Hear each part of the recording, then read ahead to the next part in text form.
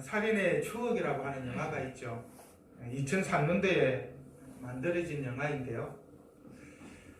최근에 화성 연쇄 살인 사건을 때문에 좀 갑자기 또 다시 세간의 주목을 끌고 회자가 되었던 영화입니다. 화성 연쇄 살인 사건은 무려 33년 동안 범인이 잡히지 않은 채 어떻게 보면 영원히 미제 사건으로 남을 뻔했던 사건이었죠. 그런데 최근에 이 과학기술이 좀 발달함으로 인하여서 그때 당시에 이제 범인이 남겨놓았던 그 혈흔을 가지고 DNA 검사를 해서 범인을 특정하게 되었습니다.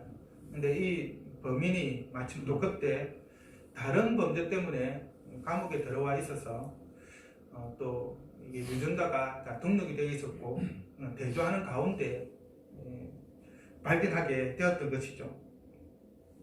그런데 이 진범이 특정되면서 한 가지 문제가 발생하게 되었습니다. 화성 연쇄 살인 사건은 총 10건이 발생했었던 사건인데요. 근데 그중 8번째로 일어났었던 살인 사건과 관련하여서는 경찰과 검찰 그리고 법원이 범인을 특정하여서 실형을 살도록 하였습니다. 그런데 이 8차 사건의 범인은 자기가 살인 사건을 저지르지 않았다라고 계속해서 주장을 하였죠. 그런데 경찰도 검찰도 법원도 그의 주장을 들어주지 않았었습니다. 그런데 진범이 잡히면서 이 화성 연쇄 살인 사건의 진범이 잡히면서 이제 추가로 조사를 하게 되었고, 그리고 그로부터 이 8차 사건도 자기가 저지른 범죄다라고 하는 진술을 확보하게 되었습니다. 어떻게 보면 이제 8차 사건의 진범으로 몰렸던 사람은 억울하게 옥살이를 했다라고 말할 수 있는 것이죠.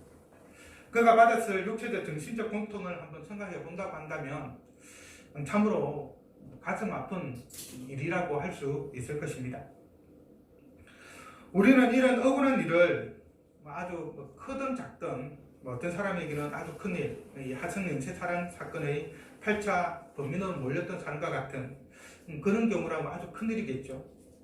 그러나 또 작은 일도 우리가 많이 경험을 하게 됩니다. 정작 잘못을 한 사람은 빠져나가고 아무 잘못도 없는 사람이 그 일에 대해서 책임을 지는 그런 경우들을 우리 주위에서 일상생활에서 다반사로 경험하는 것이죠. 악한 사람은 죄를 짓고도 떵떵거리며 살아가고, 선한 사람은 조금만 죄를 짓고도 그 죄에 대해서, 자기가 죄지은 죄에 대해서 부끄러워하면서 양심의 가책을 느끼며 살아갑니다. 똑같은 죄를 지어도 힘있고 돈 있는 사람은 집행유예나 벌금 등 아주 가볍게 처리가 되지만, 힘없고 가난한 사람에게는 엄격하게 적용하여서 징역형을 선고를 하죠. 100원을 훔친 사람에게는 100원이라고 하면 너무 적네요. 한 10만원, 한 20만원 정도 훔친 사람에게는 참 엄청난 죄를 물어서 징역 2, 3년을 때리는 반면에 수천억, 수백억을 횡령을 하고 훔친 사람에 대해서는 법이 그렇게 엄격하게 적용하지 못하는 것을 오늘 참으로 많이 보게 되죠. 특히 재벌 회장과 관련된 사건을 보면 여실히 드러나고 있습니다.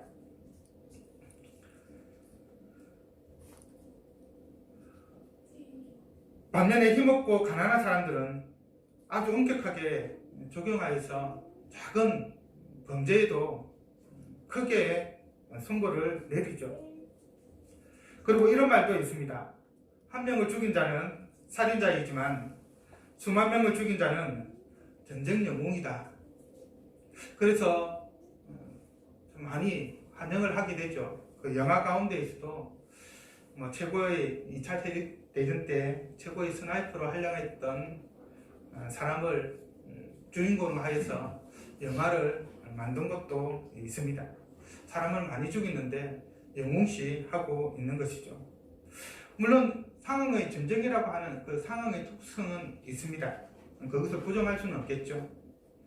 그런데 이 말이 단순히 어떤 전쟁의 상황에서만 우리에게 적용되어지고 있는 것은 아닌 것 같습니다. 말 그대로 우리 사회의 모든 곳에서 모든 부분에서 적용이 되어지고 있는 것이죠.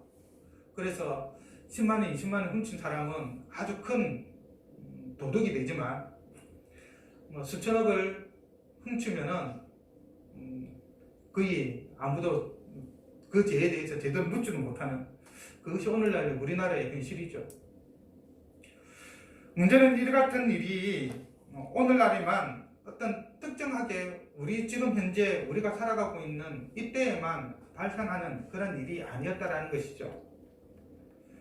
사람이 살아오고 나라를 건설하고 권력이 생기고 기타 이렇게 제도가 생긴 이래로 이러한 문제들은 계속되어 왔습니다.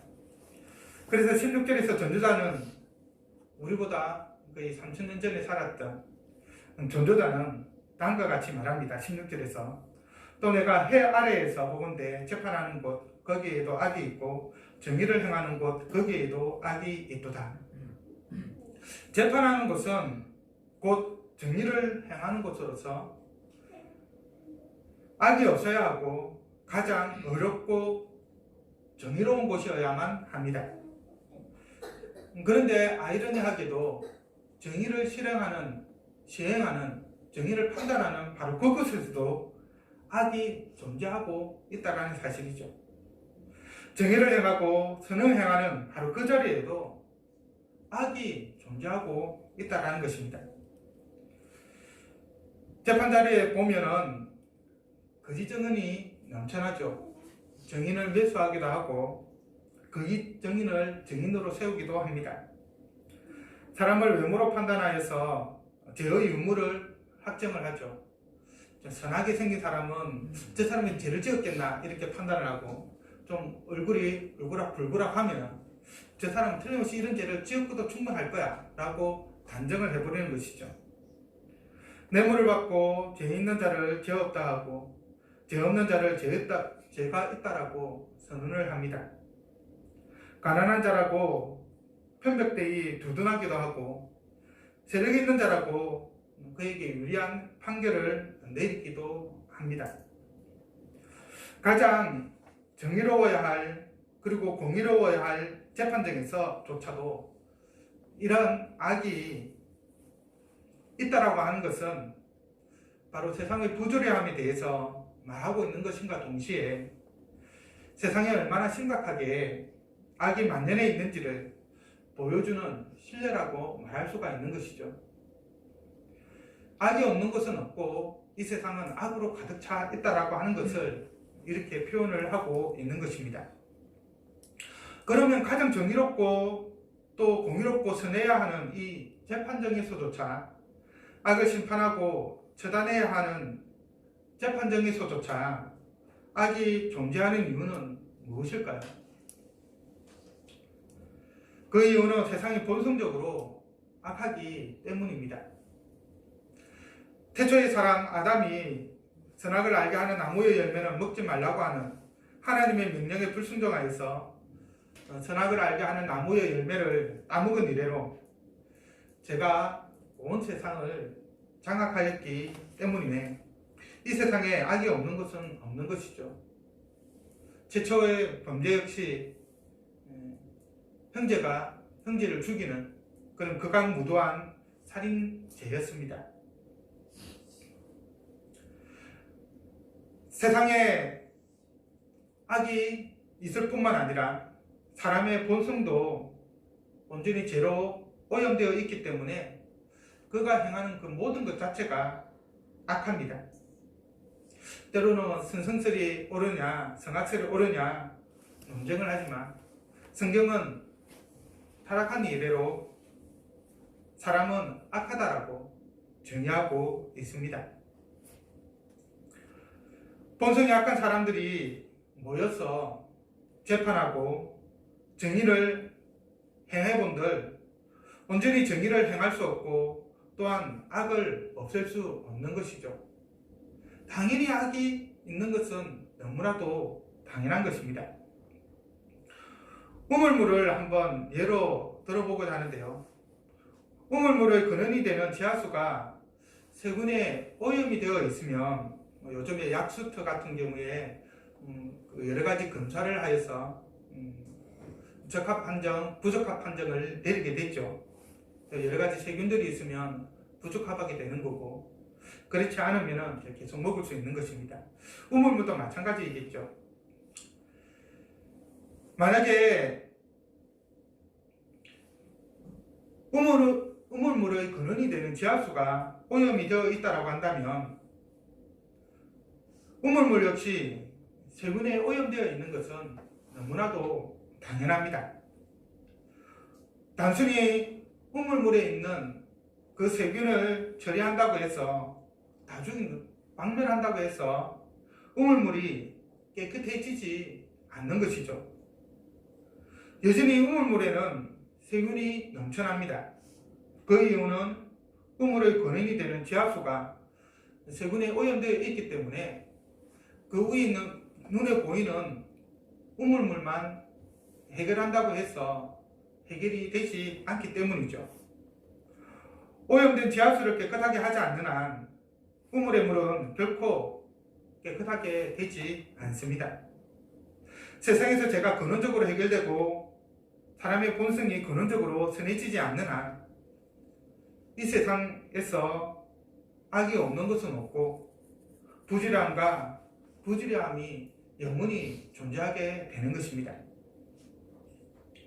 한편 16절의 말씀은 우리가 지난주에 살펴보았던 12절의 말씀과 연관지어 생각해 보게 되면 12절의 말씀을 더 명확하게 해주는 그러한 역할을 합니다.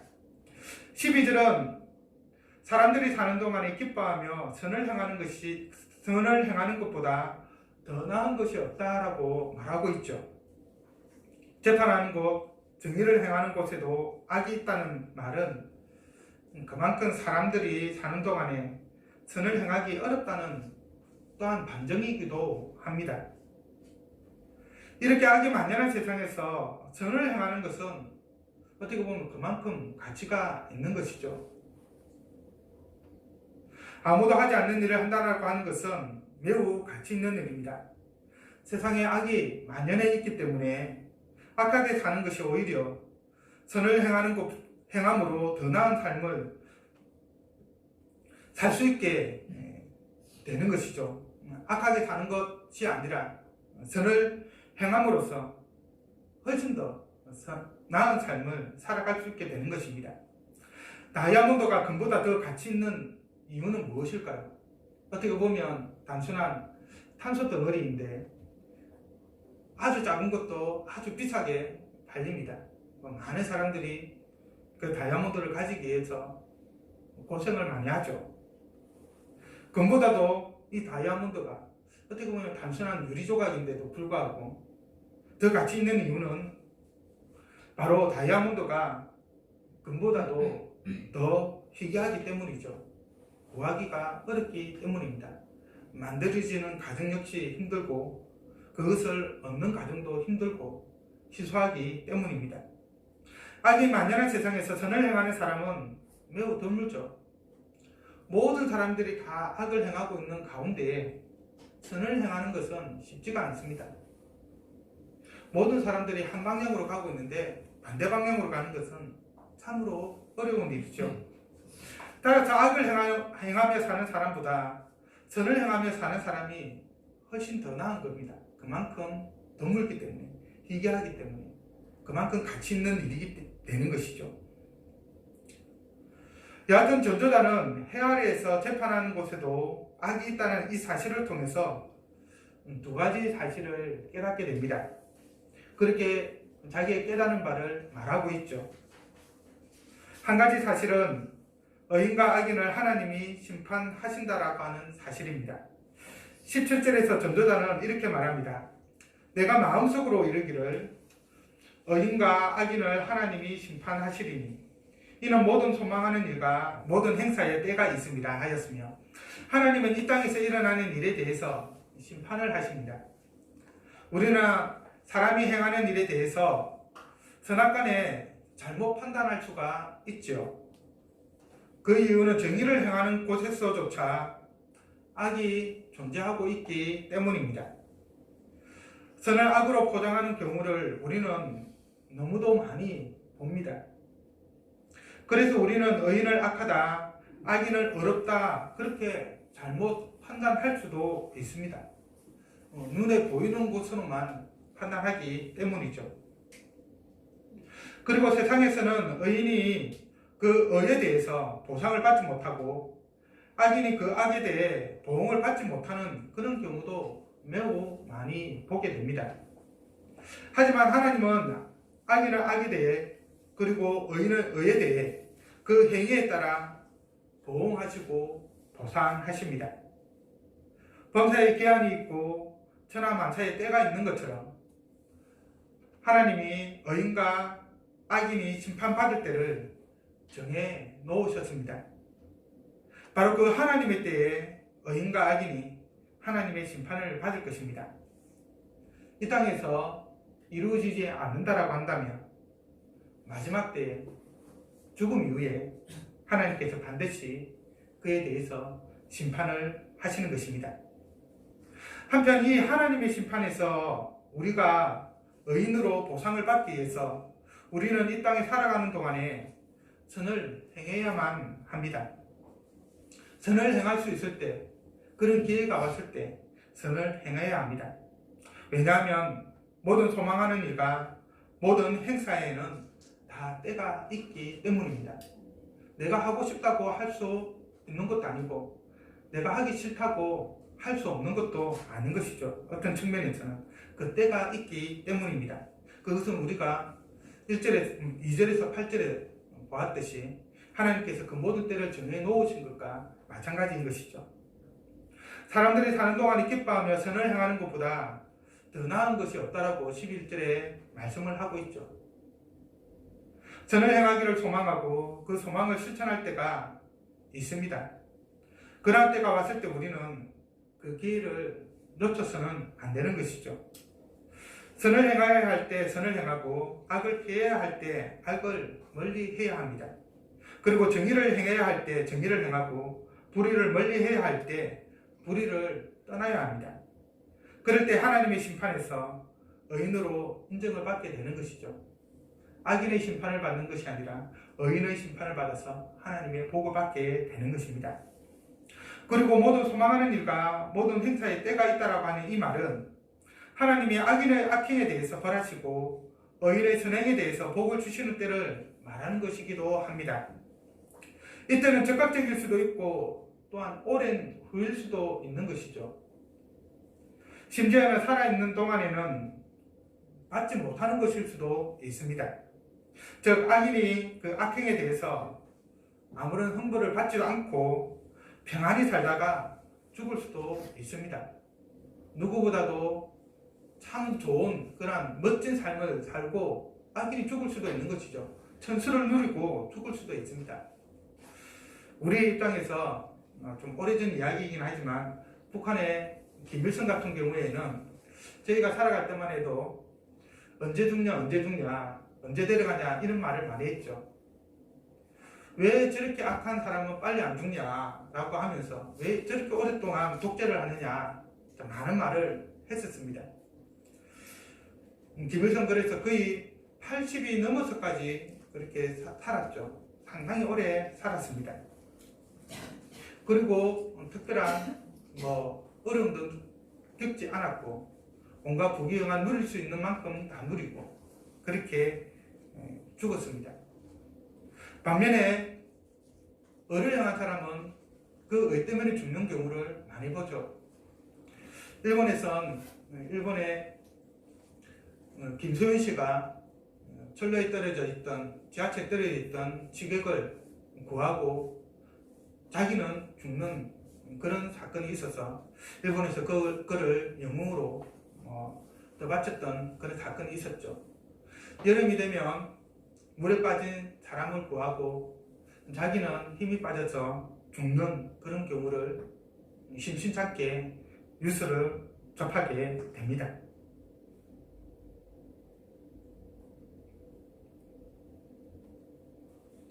하지만 하나님이 악인을 심판하신다라고 하는 것은 언제인지는 모르지만 하나님이 반드시 그 악인에게는 형벌을 내리고 그리고 의인에게는 상을 내리신다라고 하는 그런 뜻을 가지고 있습니다. 그리고 하나님은 바로 그러한 때를 정해 놓으셨습니다. 악인이 그 악에 대해서 형벌을 받을 때와 의인이 그 의에 대해서 상을 받을 때를 정해 놓으셨다는 것이죠. 중요한 것은 우리는 그 때를 알지 못한다는 것입니다. 그래서 하나님을 원망하기도 하죠. 너무나도 특별히 이제 자기가 그런 것을 직접 경험하게 되면 하나님이 살아계신가? 하나님이 계신가? 신이라는 게 존재하는가? 그렇게 의문을 품고 극단적으로 나아가서는 어떤 경우에는 없다라고까지 그렇게 이야기하죠. 세상이 이렇게 악한데 어떻게 하나님이 존재할 수 있느냐? 하나님이 없는 것이 분명하다. 그렇게 생각하기도 합니다. 그러나 그럼에도 불구하고 우리는 하나님이 의인과 악인을 심판하시는 때가 있다는 그 사실을 믿고 하나님의 공의로우심을 바라보며 살아야 합니다. 왜냐하면 우리가 하나님의 오명하신 때를, 하나님이 정해놓으신 때를 판단할 수 없기 때문인 것이죠. 여기서 특별히 하나님의 심판에 대해서 우리가 한번 생각해 보면 하나님이 의인과 악인에게 모두 행하시는 심판은 한 가지만 생각해 본다면 죽음이라고 말할 수 있습니다. 죽음은 의인을 부지런함의 고통에서 벗어나게 해주기 때문에 어떤 측면에서 보면 의인에게는 보상이 되죠. 수많은 고통과 그로부터 해방시켜 주기 때문입니다. 반면 죽음은 이 땅에서 누리는 악인의 모든 부귀 영화를 빼앗아 가기 때문에 악인에게는 형벌이 되는 것이죠. 악인의 악을 행하는 그 이유는 이 땅에서 자기가 부귀 영화를 누리기 위한 목적일 텐데 그 죽음을 통해서 그것을 앗아가 버린다고 한다면 악인에게는 형벌이 되어지는 것이죠. 관점을 어떻게 보느냐에 따라서 조금의 차이가 있는 것입니다. 물론 죽음 그 자체를 제가 어떤 옹호하고자 그런 뜻은 없습니다. 우리가 고통받고 있으니까 빨리 죽어서 이 고통에서 벗어나자, 그런 이야기가 아니라는 것입니다. 죽음에는 이런 측면도 있다는 것을 말하는 것뿐인 것이죠. 그래서 이 죽음은 하나님의 심판이라고 말할 수가 있는 것입니다. 의인에게는 그 고통에서 해방시켜주고 악인은 자기가 누리는 그 모든 부귀영화를 빼앗아가기 때문에 형벌이 되어지는 것이죠. 모든 소망하는 일과 모든 행사에 때가 있다라고 하는 것은 또한 그 끝이 있다라고 하는 의미로 바로 죽음의 때를 의미하기도 합니다. 그리고 그 죽음으로 하나님의 심판은 끝나는 것이 아닙니다. 또 다른 심판이 우리를 기다리고 있는 것이죠. 그것은 내세에서 행해지는 하나님의 마지막 심판입니다. 바로 우리가 이 심판 때문에 의인이 이 땅 가운데에서 좀 안 좋게 되더라도 견딜 수가 있는 것이고 악인이 그 악으로 인하여서 부귀영화를 누리더라도 참고 견딜 수가 있는 것입니다. 왜냐하면 하나님께서 이 땅에서 그들이 심판을 받지 않는다고 한다면 바로 이 마지막 때에 의인과 악인을 심판을 하실 것이기 때문입니다. 이 땅에서의 심판은 사람이 보기에 부조리해 보일 수 있지만 내재에서 행하여지는 하나님의 마지막 심판은 완전히 공의롭고 어렵습니다. 의인에 대해서는 그에 합당한 보상을, 악인에 대해서는 그에 합당한 형벌을 내리시는 것입니다. 그때 하나님은 사람들의 행위에 따라서 그들이 행한 의와 악에 대해서 정확하게 형벌과 보상을 내리실 것입니다. 전도자가 정의를 행하는 곳에서조차 악이 있음을 통해 깨달은 또 한 가지 사실은 인생들의 일에 대하여 하나님이 그들을 시험하신다라고 하는 사실입니다. 18절입니다. 내가 내 마음속으로 이르기를 인생들의 일에 대하여 하나님이 그들을 시험하시리니 그들이 자기가 짐승과 다름이 없는 줄을 깨닫게 하려 하심이라 하였노라. 하나님이 사람들을 시험하신다라고 하는 의미는 좀 난해합니다. 많은 학자들도 그렇게 보고 있고 이게 정확하게 무슨 의미인지 잘 파악하지를 못하고 있습니다. 그러나 그중 그래도 그나마 나은 해석은 하나님이 입증하신다라고 하는 의미로 받아들이는 것입니다. 이와 관련해서 공동번역은 18절의 말씀을 두 가지를 합쳐서 한 문장으로 풀어서 다음과 같이 번역을 하였습니다. 사람이란 본디가 짐승과 조금도 다를 것이 없다는 것을 하나님께서 밝히 보여주신다는 생각이 들었다. 이렇게 번역을 하고 있습니다. 즉 하나님이 이 시험하신다는 말이 사람들에게 알려주신다는 의미죠. 너희는 짐승과 전혀 다를 바가 없어. 그 사실을 알려준다. 그런 의미로 이야기를 하고 있는 것입니다. 그러면 사람은 어떤 점에서 짐승과 전혀 다를 바가 없을까요? 19절과 20절이 그 이유를 설명을 하고 있죠. 인생이 당하는 일을 짐승 당하나니 그들이 당하는 일이 일반이다. 다 동일한 호흡이 있어서 짐승이 죽음같이 사람도 죽으니 사람이 짐승보다 뛰어남이 없음은 모든 것이 헛됨이로다. 다 흙으로 말미암았으므로 다 흙으로 돌아가나니 다 한 곳으로 가거니와. 세 가지를 이야기하고 있습니다. 왜 짐승과 다를 바가 있느냐? 사람이든 짐승이든 다 호흡을 합니다. 그리고 사람이든 짐승이든 모두 죽습니다. 그리고 사람이든 짐승이든 죽으면 다 흙으로 돌아갑니다. 바로 이러한 점에서 사람과 짐승은 다를 바가 없다는 것이죠.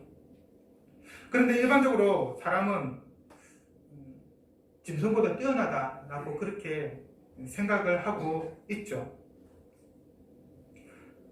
그런 앞에서 우리가 경험하는 그런 측면에서 본다고 한다면 사람이든 짐승이든 호흡을 하고 죽고 흙으로 돌아간다는 의미에서는 다 똑같습니다. 이 땅에서 살아가다가 때가 되면 죽고 그리고 그 육신은 흙으로 돌아가는 것이죠. 사람도 짐승도 예외가 없습니다. 그리고 전도자가 마지막에 모든 것이 헛되다라고 그렇게 말하는 이유는 사람이나 짐승이나 생명이 있는 존재로서 영원하지 않고 짧은 삶을 살다가 죽는 일시적인 존재이기 때문에 그렇게 말하고 있는 것이죠. 하지만 사람이 짐승보다 뛰어남이 없다는 사실을 받아들이기가 쉽지 않습니다.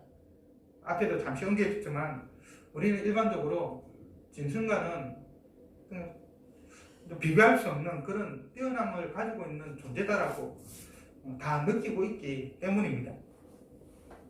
당연히 사람은 인간이 짐승보다 나은 존재, 뛰어난 존재라고 생각을 하고 또 우리도 그렇게 믿고 있죠. 사람은 짐승과 자기를 구분하기를 원합니다. 이성적인 존재고 혼이 있는 존재고 그리고 문화와 문명을 이루어 살아가는 매우 특별한 그러한 존재라고 생각을 합니다. 그래서 인간에 대해서 여러 가지 표현들을 붙이고 있죠. 그럼에도 불구하고 사람은 짐승과 전혀 다를 바가 없습니다. 이것은 우리가 관찰할 수 있는 범위 내에서 그러합니다. 우리가 경험할 수 있는 범위 안에서 그러합니다.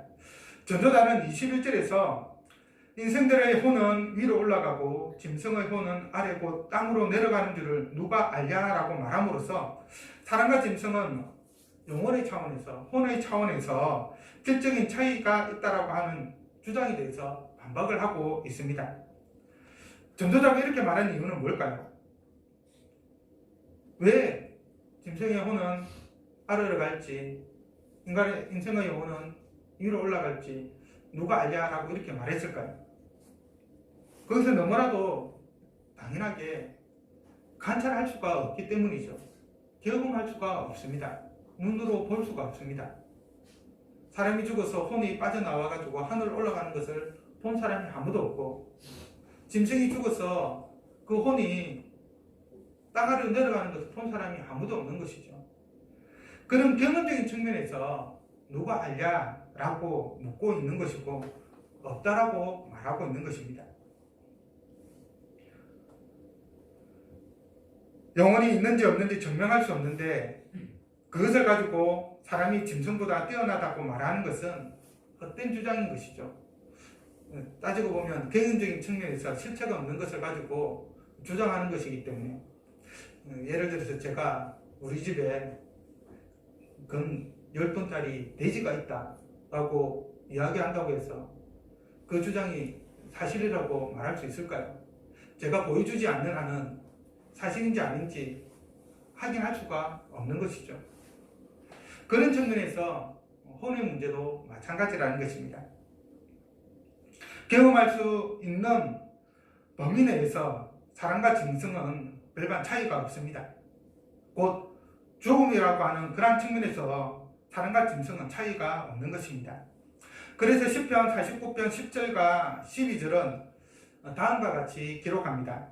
지혜 있는 자도 죽고 어리석고 무지한 자도 함께 망하며 그들의 재물은 남에게 남겨두고 떠나는 것을 보게 되리로다. 지혜자도 죽고 무지한 자도 죽고, 이건 더 나아가면 남녀노소 불문하고 다 죽는다는 말이죠. 그리고 또 12절에 말합니다. 사람은 존귀하나 장구하지 못하며 멸망하는 짐승 같도다. 사람이 영원히 하지 못하고 죽는 것처럼 짐승도 그렇다라는 것이죠. 짐승이 죽는 것처럼 사람도 죽는다라고 말하고 있습니다. 그런 점에서 사람과 짐승은 별반 다를 바가 없습니다. 여기서부터 우리는 어떠한 결론을 이끌어낼 수 있을까요? 전도자는 어떠한 결론을 이끌어내고 있습니까? 22절에서 전도자는 이렇게 말합니다. 그러므로 나는 사람이 자기 일에 즐거워하는 것보다 더 나은 것이 없음을 보았나니 이는 그것이 그의 몫이기 때문이라. 하나님이 의인과 악인을 심판하시고 시험하시기 때문에 사람은 자기 일에 즐거워하는 것보다 더 나은 것이 없습니다. 즐거워하는 것은 사람의 몫입니다. 자기가 행한 일과 관련해서 즐기는 것은 참으로 사람에게 주어진 즐거움이고 몫인 것이죠. 그러나 이것은 방종을 이야기하는 것은 아닙니다. 악을 행하면서까지도 즐겨야 된다라고 하는, 인생을 즐겨야 한다는 그런 말은 아닙니다. 노세 젊어서 노세, 그런 의미가 아니라는 것입니다. 이 땅의 삶이 전부라고 하면, 사후의 삶이 없다라고 한다면 이 땅에서 살아가는 한평생 또는 100세가 될 수 있고 그거보다 올 수도 있겠죠. 그 짧은 100년이 안 되는 그 짧은 삶을 최대한 순종하고 자기 일과 그 열매를 즐거워하는 것이 너무나도 마땅합니다. 돈을 많이 벌어서 그것을 후손에게 남겨주는 것보다는 자기 자신을 위해서는 그 버는 돈을 가지고 자기가 즐기는 것이 가장 좋은 것이죠. 그리고 그것으로 즐기는 것이 가장 나은 삶일 것입니다. 하지만 바울은 이러한 세상적 관점에 대해서 고린도전서 15장 32절에서 다음과 같이 말합니다. 내가 사람의 방법으로 에베소에서 맹수와 더불어 싸웠다면 내게 무슨 유익이 있으리요? 죽은 자가 다시 살아나지 못한다면 내일 죽을 터이니 먹고 마시자 하리라 라고 말하고 있습니다. 내세가 없다라고 한다면, 죽은 자의 부활이 없다고 한다면, 이 땅의 삶이 전부라고 한다면 어떤 이유든 일찍 죽는 것은 삶에 있어서 손해죠. 그래서 우리나라 선조들은 돼지 똥통에 뒹굴어도 저승보다는 이승이 낫다라고 그렇게 말하지 않았습니까? 반면 살아있는 동안 즐기는 것이 가장 큰 유익이 되기도 합니다. 이 땅의 삶이 전부라면 우리가 즐길 수 있는 만큼 즐기고 살아가는 것이 좋잖아요. 괴로워하고 슬퍼하고 근심하고 사는 것보다는. 그러나 전도자가 말하는 의미는 그것이 아닙니다. 단순히 여기서 즐기는 것이 이것보다 더 나은 것이 없기 때문에 우리가 즐겨야 된다라고 하는, 방종해야 된다는 그런 의미는 아니라는 것이죠. 그래서 그 뒤에 덧붙입니다. 그 뒤에 일어날 일이 무엇인지를 보게 하려고 그를 도로 데리고 올 자가 누구이랴. 죽은 사람을 다시 살릴 수 있는 사람은 아무도 없죠. 사람이 죽으면 이 땅에서의 삶으로 종결이 되어집니다.